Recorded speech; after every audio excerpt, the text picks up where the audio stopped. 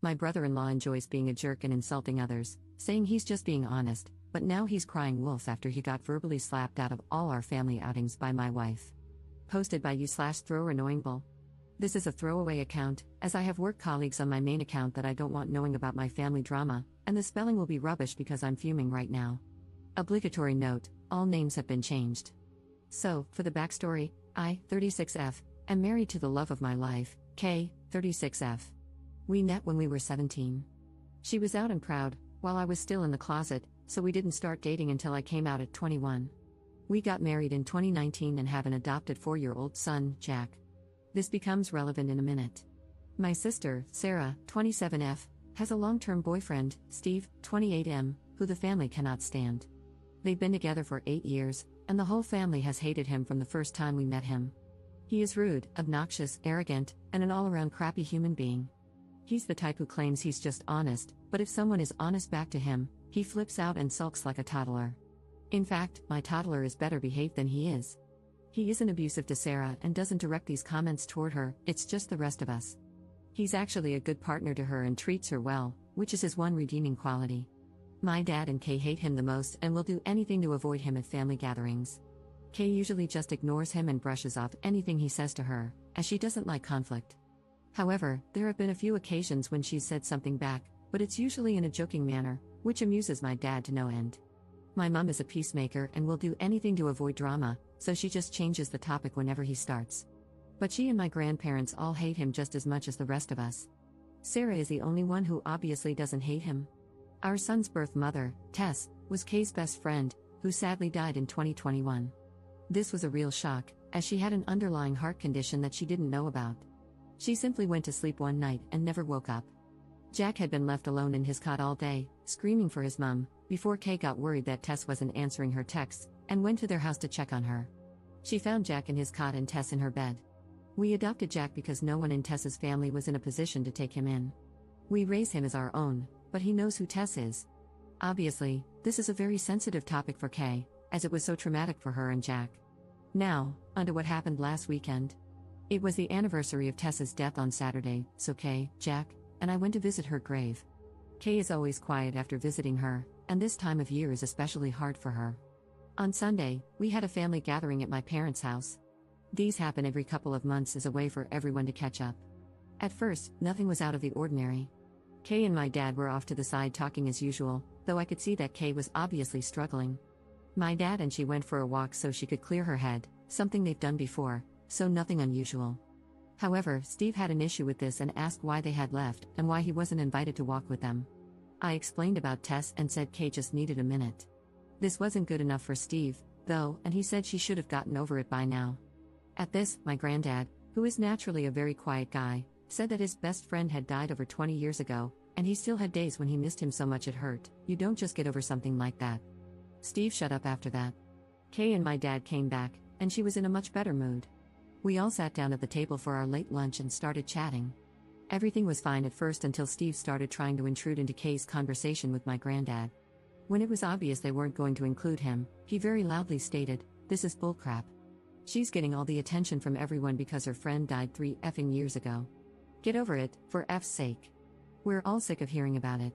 The whole table went silent, and I took one look at Kay and knew she was about to go off on Steve. Only it didn't happen the way I thought. Rather than exploding at him, she looked at him very calmly and said that she and Granddad weren't talking about Tess, they were making plans to take him to the Christmas markets, but if he wanted to be a prick, then no problem. She then went on to tell him that everyone in the family hates him because he's a toxic, narcissistic prick. That whenever he can't come to a family gathering, the whole family is much happier. That there's a reason he has no friends and that even his own family can't stand to be around him. That reason is that he's rotten from the inside out, and Tess may have only been on this planet for 32 years, but she made a bigger impact on people than he would if he lived until he was 150. That her funeral was packed with people because she was so loved, whereas he'd be lucky if anyone other than Sarah was at his. After that, she got up and went to the back garden, and I followed her. A few minutes later, my dad came out and said that he'd told Sarah and Steve to leave. We went back inside, and Kay apologized to everyone, saying she should have just kept her mouth shut. Everyone other than my mum told her what she'd done was right and that it was about time someone told him. My dad then found it hilarious that a lesbian had been the one to tell him straight, which lightened the mood a lot. We spent the rest of the afternoon there before going to pick Jack up from Kay's mum's house, as she'd had him overnight on Saturday for us. The reason I'm making this post is that yesterday, I got a call from Sarah saying that she and Steve wanted an apology from Kay or they weren't going to Christmas.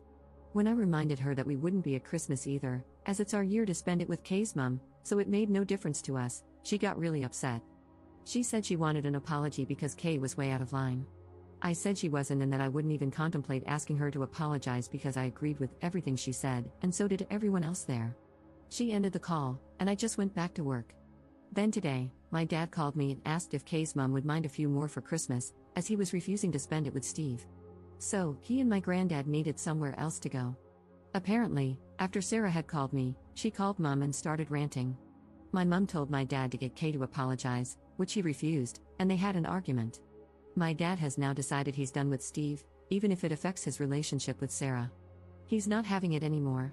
My mum wants Sarah there, but Sarah won't come without Steve, so my dad is going somewhere else, and my granddad agreed with him.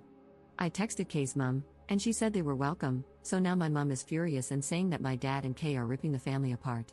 So, basically, this has turned into a crap show. Kay has said she will apologize if I want her to, just to keep the peace, but I've told her no way. Everything she said was true. I just don't know where to go from here. The people in my life all hate Steve so much that Kay could have physically attacked him, and they'd still think she was in the right. So, that's why I'm asking internet strangers who might have dealt with difficult family members, what can we do to get to a place where we can be around each other amicably? I'm struggling to see a way right now. Wow, I didn't realize how long this got until I went to post it. Sorry about that. Up in the comments. If it were just Sarah upset, I wouldn't care, but it's my mum. She tries so hard to keep the whole family together, and she is devastated by what's going on. One of her favorite things to say is take the high road and rise above it. I just feel like enough is enough. Steve and Sarah don't see anything wrong in what he's done. It was just him being honest. I'm sick of the high road, I've been on it for 8 years. I'm happy on the low road now. Update 8 days later. Hi, I know how much this community loves an update, so I thought I would give you one as things seem to be sorting themselves out, kind of. After I wrote my last post, a few things happened over the next couple of hours. The first thing was that I spoke to my grandparents on my mum's side. They were there when this all happened, but they're like my mum and just constantly try to keep the peace, that's where she gets it from. They were supposed to be spending Christmas with my mum this year, but they changed their minds and decided to spend it with my uncle instead. They have made the decision to not be around Steve either, as he causes too much drama. They asked if they could come and see us and Jack on the 23rd before they head off to my uncle's, which I happily agreed to. This really surprised me and outright shocked my mum because, as I said, they are the biggest take the high road type of people I've ever met, but even they'd had enough. The next thing that happened was my dad called to let me know that Steve and Sarah had now decided they want Kay to make a public apology in front of the whole family and admit she was lying, and that the family loves Steve. He was laughing as he told me this and called them delusional, so any small chance of a superficial apology went out the window. The third thing that happened was Jack getting home from after-school club with a recorder that I am sorely tempted to shove up the teacher's backside. So, all in all, it wasn't a great day. Through talking to people on here, I also realized that Steve has been trying to push Kay and me out of the family. He's been organizing trips that he knows we wouldn't be able to go on. We wouldn't have gone anyway, as a weekend away with him sounds worse than a paper cut to the eyeball. He's also constantly trying to get my dad away from Kay whenever we're all together. I think this is because he's jealous of Kay and Dad's relationship, as they're very close and go on trips to classic car shows several times a year together, usually with my granddad as well. Anyway, things went quiet for a few days until the weekend. Our town has a big Christmas fair that runs from November through December, and we always go to it with Mum, Dad, Granddad, and Kay's mum. We decided to cheer my mum up a bit by going on Sunday and then going out for dinner after. My mum was told that if Sarah or Steve showed up, we would all leave, and she promised they wouldn't be there. Things were a bit awkward at first but settled after a while. At one point, Jack got my mum and Dad to take him on the giant snow slide. As my mum walked back over to us, she had tears in her eyes. I pulled her to one side to see what was going on, and she said that while waiting in line, Jack had said he was happy Uncle Steve wasn't here.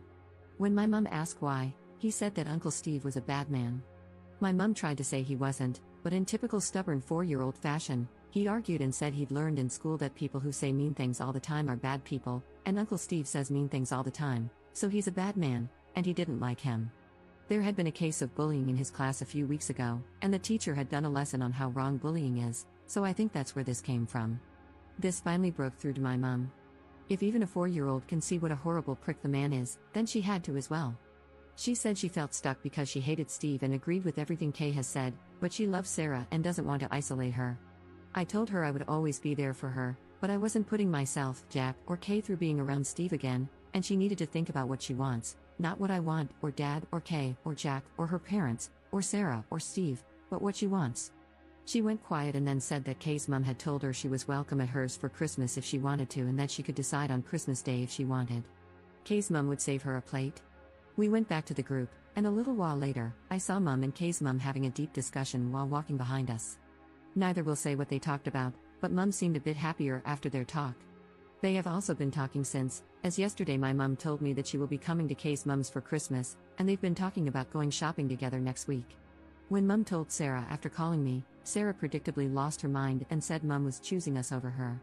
My mom told her she was choosing to have a good Christmas rather than being belittled and made miserable, all for the sake of Steve and his so-called honesty. Sarah then called me and asked if I was happy that I'd won.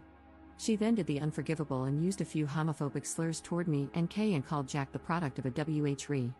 I ended the call, blocked her everywhere, and then let my family know what had happened and that I never wanted to speak to her again. They're all as appalled as I am, and Mike Annie, Mom's mom, called Sarah and apparently told her she was dead to her, as she won't have a bigot in the family. Sarah has been trying to reach out to apologize because she knows she has stepped over the unforgivable line, but I've just kept blocking the fake accounts she's been making on Instagram. Steve tried reaching out to my dad after this, and when he eventually answered, Steve tried to say that Sarah was just angry and didn't mean it. According to Mom, Dad ended up giving him a verbal lashing and told him he was the worst thing that had ever happened to Sarah and our family. My dad has told Sarah he is disgusted with her but will be there for her if she leaves Steve. Until then, good luck. Mom has gone low contact as well but wants to keep the door open so that Sarah isn't completely isolated. I had a few people saying that Steve may be abusive toward Sarah, but I really don't think he is. He usually acts like a prick when the attention isn't on him. He knows that when he says obnoxious things, all the attention is on him, and he revels in it. After Sarah's outburst, I just think they're both toxic and feed off each other's toxicity. She lets him get away with the things he says because she gets pleasure out of watching us all bite our tongues and keep quiet. So, Mom's angry, Dad's angry, our 3 grandparents are angry, and the extended family is angry. Kay is being my rock, but I can tell she's really angry about what Sarah said toward Jack. I'm just sad and done with it all. At least now I know what she really thinks about Jack, Kay, and me, so there's that. Not the perfect update, but we move on. It will be nice this Christmas to have both sides of the family together for the first time and not have to worry about Steve being a jerk, but I'm sad that this is how my relationship with my sister has ended. I'm trying to get into the Christmas spirit, but it's a tough one right now. The only things that make me smile are Kay and Jack being goofy idiots to cheer me up. However, the recorder can go to hell. I curse whoever invented the thing, like seriously, screw you. Thanks for all the support in my original post and for opening my eyes to a few things. Maybe internet strangers are the way to go for advice after all. Hope you all have a good Christmas/holidays. Second update 1 month later. Hi all, relationship_advice only allows for one update, so I thought I'd post this here as I've still got people reaching out for an update about Christmas. This might be a bit anticlimactic, but nothing much has happened. Sarah stopped trying to reach out to me during the first week of December after one final message through a mutual friend, saying that she loves me and sorry. My dad spoke to her once on Christmas Eve to wish her, and her alone, a Merry Christmas. My mom has spoken to her a few times and even had breakfast with her on Christmas Eve, but that's it. As far as I'm aware, Steve and Sarah spent Christmas at their house alone. I do know they went to a party on Boxing Day with one of Sarah's friends, and Steve was on his best behavior, according to someone I know who was there. Maybe he's learning, who knows? I did have a few people asking about why Steve and his family don't speak. After talking to my dad, I found out that Steve said something to his brother's wife at a family gathering, which led to his brother and him having a huge argument that turned physical. After that, Steve's brother refused to have him around himself, his wife, or his kids, so Steve's mom and dad told him he wasn't welcome at family events anymore. They went very low contact with him. Apparently, he gets a phone call on his birthday and Christmas, but that's about it. My dad was told this by Sarah, who was there when it happened. As per usual, she tried to downplay the whole thing and say that Steve's family was overreacting. Sounds oddly familiar. We spent Christmas at Kay's mom's house, and my mom, dad, and granddad all came as well. My mom and Kay's mom haven't ever really spent a lot of time together, but they have been recently, and they've become good friends, meeting up for lunch and going shopping together a few times. It's a bit of an odd pairing, as my mum is very straight-laced, and Kay's mum was a punk when she was younger and is now really into Wicca and natural healing. Seeing my mum dressed in her Sunday best and Kay's mum in her Sex Pistols hoodie is an odd sight, but they get along great, so that's nice. Christmas overall was good, nothing special, just relaxing. Without Steve being around, there was no need to be on edge. Jack was very spoiled and loved every second of it. I'll be honest and say I miss my sister a lot, and part of me really wanted to call her on Christmas Day, but I know I can't have her in my life right now. That's about it, really, all very boring. I still want to launch Jack's recorder into the sun, but he loves it, and his rendition of London's Burning is improving. Listening to 26 4 and 5-year-olds enthusiastically try to play London's Burning on recorders at the Christmas nativity play was one of the funniest things I've ever seen. That got the biggest cheer of the night, that's for sure. I hope everyone had great holidays and has a brilliant new year. Commenter.